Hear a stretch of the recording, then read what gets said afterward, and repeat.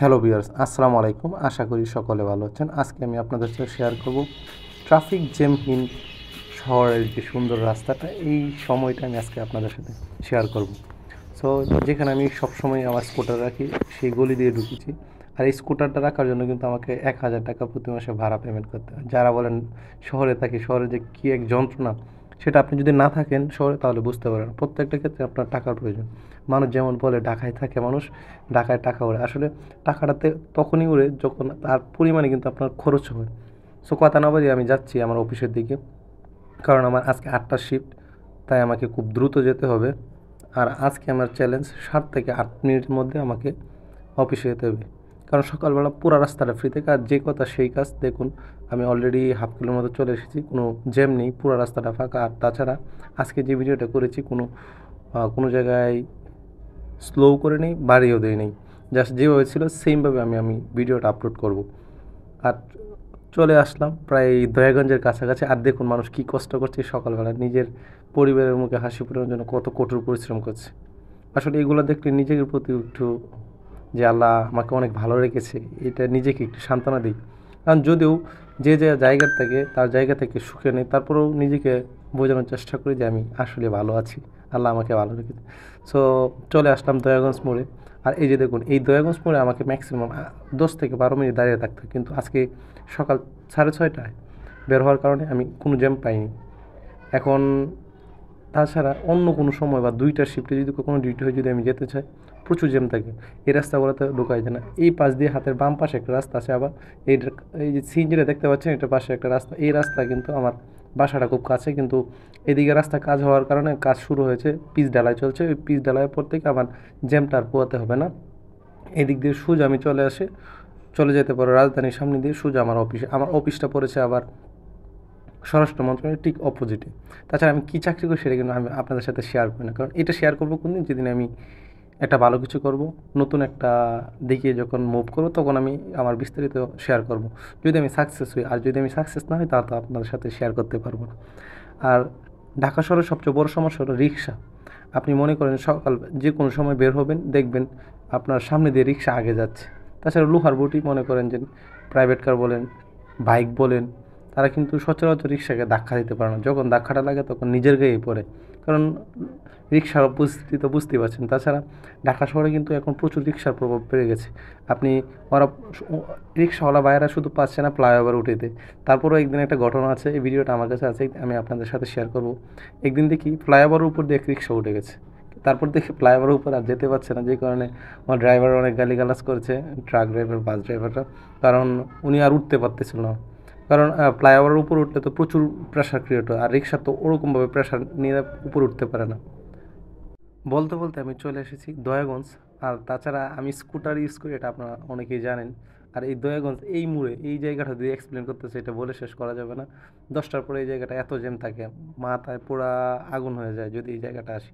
তারপর আমি যতটুকু চেষ্টা করি কি জ্যামগুলো এড়িয়ে যাওয়ার, অন্যান্য ছোটোখাটো রাস্তা আছে ভিতরে গলি রাস্তা দিয়ে আমি যাওয়ার চেষ্টা করি। কারণ হলো আমি ঢাকায় প্রায় 5 বছর, আমি সকল অলিগলি প্রায় চিনি, বিশেষ করে পুরান ঢাকার ভিতরে আর কি, যে কারণে আমি এই রাস্তাগুলো ব্যবহার করি।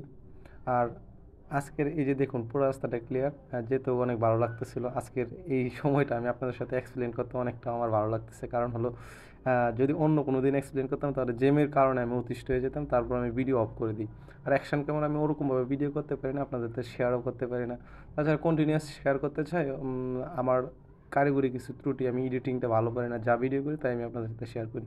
যদি এডিটিংটা ওরকমভাবে পারতাম তাহলে আপনাদের সাথে আরও হয়তো ভালো কিছু ভিডিও দিতে পারতাম। তাছাড়া আমার ওয়াইফও ওরকমভাবে ভিডিও পছন্দ করে না, তার জন্য আমি ভিডিও ক্যামেরাম্যানও পাই না। অ্যাকশন ক্যামেরা কিনেছি, একা কত ইউজ করব, কত দৌড়ে দৌড়ে, নিজেরও একটু আনইজি ফিল করে, কারণ সব জায়গায় তো আর ভিডিও করা যায় না। আর বলতে বলতে চলে আসি যে কাপ্তান বাজার বাম পাশে, এই জায়গাটাও প্রচুর জ্যাম থাকে। অন্যান্য সময় কিন্তু সকালবেলা হওয়ার কারণে আজকে কোনো জ্যাম নেই। আর এই জায়গাটা মনে করুন যে প্রচুর রিক্সা জ্যাম থাকে। সো প্রাইভেট কারের পিছনে পিছনে হাতের বাম পাশে আমি একটু উল্টো মারবো, কারণ হলো এদিক দিয়ে যদি আমি ঘুরে যাই, সে আমাকে রাষ্ট্রপতি বাংলোর পিছন দিয়ে যেতে হবে, যে কারণে আমার এদিক দিয়ে একটু উল্টা পথে মারতে হবে। বেশি না, হয়তো আমাকে এনে 1-150 ফিট আমার উল্টা যেতে হবে, কারণ এইদিকে 2 ওয়ে রাস্তা অনেকেই ব্যবহার করে, যে কারণে আমিও ব্যবহার করি। এই জায়গাটা আমি ঠিক রাষ্ট্রপতির বাংলোর সামনে দিয়ে সোজা চলে যাবো গুলিস্তান, গুলিস্তান গোল চত্বর। আর আমার হাতের বাম পাশে যে পেট্রোল পাম্পটা, এখান থেকে প্রায় প্রায় আমি পেট্রোল নিই। আর এই বাম পাশে হলো কাপ্তান বাজার। আর এই জায়গায় আসতে একটু বিরক্তি ফিল হয়, কারণ হলো এই জায়গার পরিবেশটা খুবই নোংরা, দুর্গন্ধযুক্ত। তারপরও রাস্তার সুবিধার্থে আমার এইদিকে প্রত্যেকটা দিন আমাকে ব্যবহার করতে, এই যে দেখুন একজন দৌড়াচ্ছে, একটা লোকাল বাস, উনি এই লোকাল বাসে উঠে যাবে, যে কারণ লোকাল বাসটাকে সিগন্যাল দিয়েছে পিছনে, উনি দৌড়িয়ে যাচ্ছে, ওখানে উঠবে। এই যে দেখুন এই টু ওয়ে রাস্তার একটু ঝামেলা থাকে, আবার অ্যাক্সিডেন্টের ভয় থাকে। তারপর খুব ধীরে ধীরে যায়, এই জায়গাটা দেখুন আমি কিন্তু স্লো করে দিয়েছি, যে কারণে আমার ভিডিওতে কিন্তু স্লো। তারপর একটু টান দিয়েছি, কারণ হলো এখন তো পুরো ফ্রি। আর এই যে রাষ্ট্রপতির ঠিক বাংলোর সামনে দিয়ে আমি সোজা চলে যাবো এখন গোল চত্বর। এই যে পরিবেশটা, যে চত্বরটা আমি ঘুরে আসলাম, এই জায়গাটা যে জ্যামটা থাকে ম্যাক্সিমাম আমার প্রত্যেক দিন 15 মিনিট থেকে 20 মিনিট আমার এই জায়গাটা যায়। এই হাতের ডান পাশে যে রাস্তাটা দেখতে পাচ্ছেন, এই রাস্তাটা পুরো ব্লক থাকে। আর কি বলবো, ঢাকায় থাকতে থাকতে এখন পারছি না, হয়তো কাজের সুবিধার্থে এখানে থাকতে হচ্ছে। যদি আমার সুযোগ থাকতো যে আমি ঢাকা ছেড়ে অন্য কোথাও যাবো, তাহলে চলে যেতাম। অন্যান্য সমস্যা আছে পারিবারিক, কারণ ফ্যামিলি নিয়ে থাকি ঢাকা, যে কারণে আমাকে ঢাকা থাকতে হয়। আর হাতের বাম পাশে আর একটা পার্ক আছে, পার্কটা তো সকলে চিনেন, গুলিস্তান চত্বরের যে পার্কটা। আর বলতে বলতে চলে আসি গুলিস্তান। আর এই গুলিস্তানের কথা তো বলতেই হবে না, বাবুরে বাবু, জীবন শেষ হয়ে যায় এই গুলিস্তান চত্বরে আসলে। সকালবেলার কারণে পুরা ফ্রি। আর এই হকার মার্কেট এখন বললে তো আসলে আমাদের গায়ে আসে, আমাদের মতো অনেক বেকারই তো এখানে হকারি করে। যারা ব্যবসা করেন তারা এই রাস্তাগুলো প্রায় 2 ফিট 2 ফিট বা 3 ফিট 4 ফিট এমন আছে, রাস্তার অর্ধেকটা পর্যন্ত কি ওনারা দোকান করে বন্ধ করে ফেলে, ব্লক হয়ে যায় পুরো এই রাস্তাটা পুরো। এখন ঈদের সময় কিছুদিন আরেকটা ভিডিও দিব আমি আপনাদেরকে, যখন এই রাস্তার ব্লক, এই যে এই রাস্তাটা আওয়ামী লীগের অফিসে যে সামনে রাস্তাটা, এই রাস্তাটা পুরো ব্লক থাকে। মনে করেন যে আপনি কোনো দিক দিয়ে যাবেন, চিপা চাপা দিয়ে কোনো অপশন থাকবে না, হকারটা এই রাস্তাটা পুরো ব্লক করে রাখবে।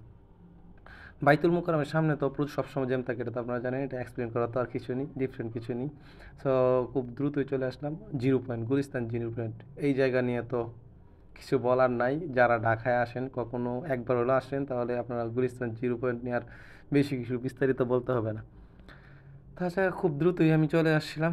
আর আজকে আমাকে পুরা জার্নিতে সময় লেগেছিল প্রায় 8 মিনিটের মতো।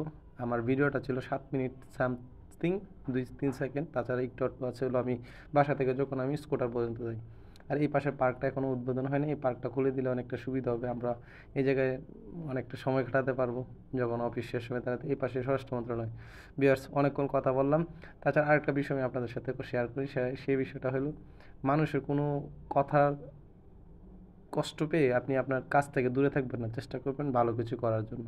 কারণ কে কী বললো সেটা আপনার ব্যক্তিগত বিষয় না, এটা তার ব্যক্তিগত বিষয়। আপনি আপনার কাজের প্রতি ফোকাস দেন, তাহলে আপনার দিনগুলো ভালো হবে। তো আজকের মতো বিদায় নিচ্ছি, দেখা হবে পরবর্তী ভিডিওতে। এই পর্যন্ত ভালো থাকুন, সুস্থ থাকুন, আল্লাহ হাফিজ।